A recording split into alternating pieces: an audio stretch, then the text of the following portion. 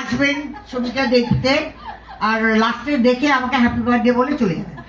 আমরা আগাম birthday celebrate মানে উইশ করতে চাইছি এখনই, কারণ এই মুহূর্তে আমরা এই ছেলেটা বড় পাকা তো, তুমি আমার সঙ্গে থেকেছো।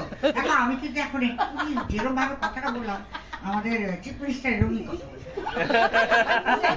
তো তুমি আগে থেকে সব করে দিচ্ছ কেন? সবাই কি তোমার মতো দশায় চলছে না?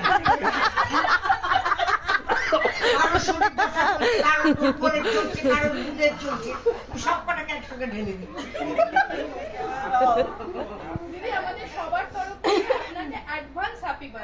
না ভাই, এসব বলে টলে চলবে না, ওখানে এসে আমাকে হ্যাপি বার্থডে বলতে হবে।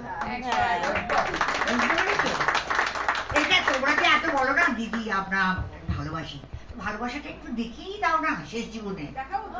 হ্যাঁ, কারণ ডেমনস্ট্রেট না করলে বোঝা যায় না আমি তোমায় খুব ভালোবাসি, হ্যাঁ বলে আমি বসে রইলাম। এর বলে হয় আমার বড় ওটা করে আমার সাথে ডেমনস্ট্রেট করবে না কিছু, তুমি হ্যাঁ আমি আছি তো, হ্যাঁ আমি তো চাই, এরকম বলবে। আরে তো কখনো তো দেখাও। যাক, হ্যাঁ? আচ্ছা দিদি, দিদি আপনাকে কি আপনার বর ভালোবেসে কোনো গিফট এখনো দেন? হ্যাঁ সারপ্রাইজ এই গিফট তো এখন মেগা আসে। দিয়েছে, এখনো রয়েছে।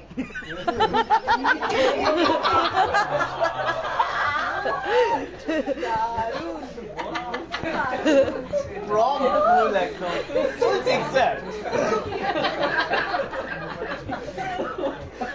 বাকি কোথা কে ঘুরে বেড়াচ্ছে আমি জানি না।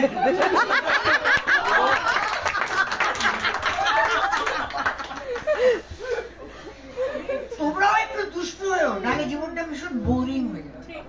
বলি একটু আমাদের সবার ইন্সপিরেশন। সবাইকে বলি দুষ্টু হ। আপনি অসাধারণ। সত্যি তাই। আমি অসাধারণ। এটা মেমোরেবল একটা প্রেস কনফারেন্স এত বছরে। সত্যি সাধারণ নয় না, সত্যি সত্যি একটু দুষ্টু মজা, একটু ঝগড়া ঝাঁটি না থাকলে জীবনটা কেলে হয়ে যায়। এটা তোমার নেক্সট ছবি ডায়লগ হবে, অসাধারণ।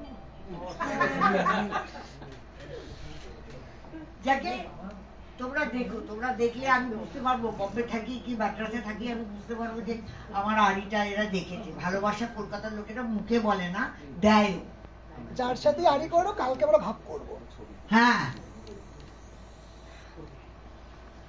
কি হলো এবার কুটকুট করছে, এবার কি?